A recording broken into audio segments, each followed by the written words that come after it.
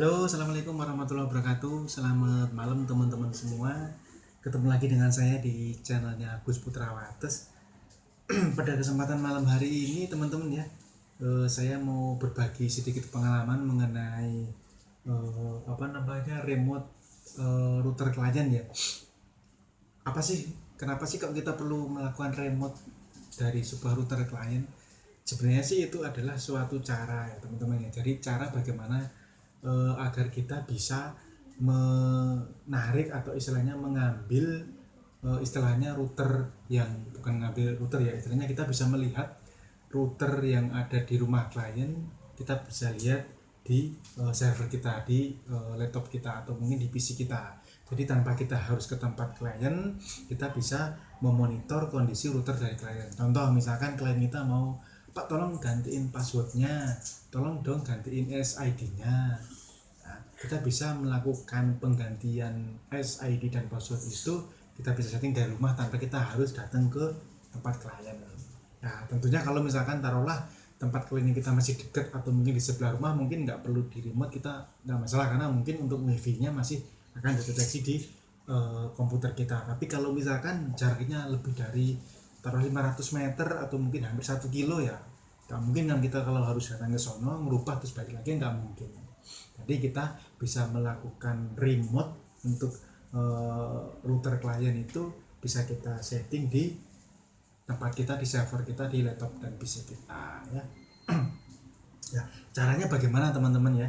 Caranya cukup mudah ya. Ini nanti saya akan berbagi pengalaman terutama karena saya pengguna TP-Link tipe WR840N, jadi nanti saya akan kasih tahu cara untuk tipe WR840N.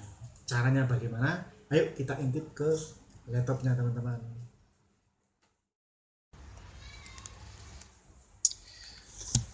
Oke teman-teman ya, ini saya sudah membuka Mikrotik saya. Jadi jadi gini teman-teman ya, nanti untuk di Mikrotik ini sebenarnya nggak ada settingan yang khusus ya. Jadi yang terpenting dari cara kita meremote yang paling mudah dulu ya. Jadi kita harus samakan untuk segmennya dengan lokal kita. Jadi lokal kita dengan dengan router klien itu sebisa mungkin kita jadikan satu segmen. Jadi biar kita bisa meremote. Nah, saya sudah menyamakan untuk segmennya ya. Kali ini saya nggak akan setting mengenai bagaimana menyamakan segmennya, tapi saya cuma akan membahas bagaimana cara setting untuk di remote router klien. Nah, sekarang saya mau membuka, saya minimize dulu untuk Mikrotik. Kemudian saya mau membuka untuk Firefox. Nah, di browser ini nanti saya contohnya untuk saya kasih unjuk untuk klien saya contohnya ini klien saya ambil contoh untuk IP statiknya saya pakai 10 ya, yang belakangnya ya. Jadi di sini nanti saya akan, ini kebetulan saya remote, jadi nanti saya akan tunjukkan di bagian-bagiannya mana. Saya ketikkan dulu IP-nya 1.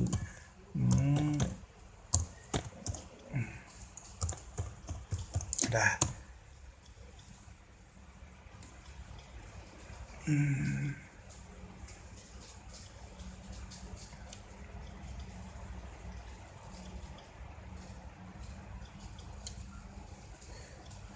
Oh, ada yang kurang teman-teman. Ini 122.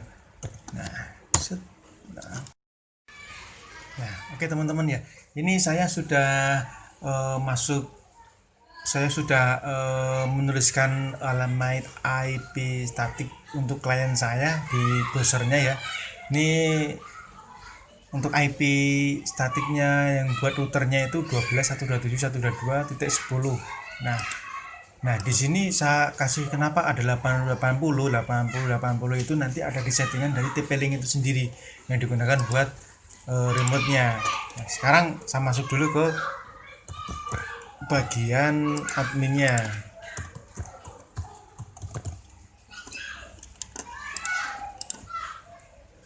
Nah, ini saya udah masuk ke dalamnya. Terus kalau kita udah masuk di sini, apa yang kita lakukan? Nah, yang perlu dilakukan adalah kita harus masuk menu security. Teman-teman ya, ini saya pakai WR850N. Untuk menunya TP-Link WR80N kayak gini. Mungkin untuk tipe dari router teman-teman mungkin menyesuaikan ya. Mungkin kalau yang tenda silakan lihat settingnya di mana.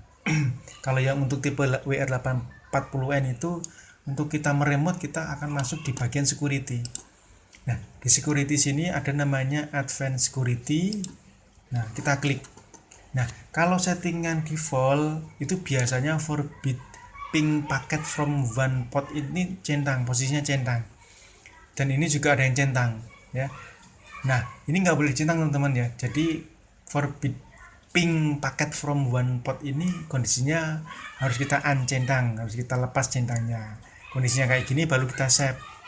Nah, setelah kita masuk di sini, setelah kita setting di sini oke selesai, baru kita masuk ke bagian remote management. Nah, ini yang saya bilang tadi. Ini saya pakai 80, ada juga yang pakai 80 saja. Tapi saya pakai yang 80. Terus untuk remote management IP-nya, ini ada keterangan, masukin aja semuanya. 255.255.255.255 semua all. Jadi ini settingin semua. Kalau udah save. Nah, kalau settingan teman-teman sudah benar, nah nanti tinggal teman-teman masukkan, ini saya close dulu, IP-nya kayak ini 112.127.122.10. Nah, otomatis 80 ada, baru enter. Nah, otomatis kita akan terkoneksi dengan router klien kita. Jadi kita bisa merubah, kita bisa melihat DHCP servernya dia di start IP dan end IP-nya di berapa, kita bisa setting. Terus untuk client listnya kita bisa meremote, kita bisa melihat berapa yang terhubung ke router ini ya. Begitu teman-teman ya. Jadi sangat mudah teman-teman bagaimana cara untuk meremote router dari klien.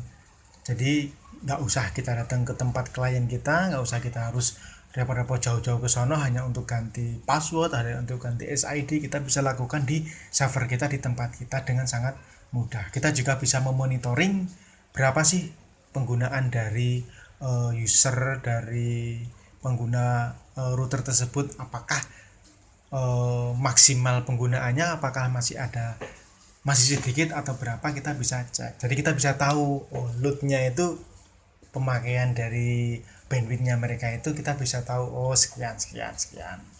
Gitu aja teman-teman ya, sedikit berbagi bagaimana cara meremote router klien. Semoga bermanfaat buat teman-teman yang mungkin masih kesulitan untuk cara meremotenya. Mungkin pengalaman tadi bisa sedikit membantu buat teman-teman, terutama mungkin untuk pengguna tipe WR840N. Itu aja teman-teman untuk malam hari ini, semoga bermanfaat. Selamat malam. Wassalamualaikum warahmatullahi wabarakatuh.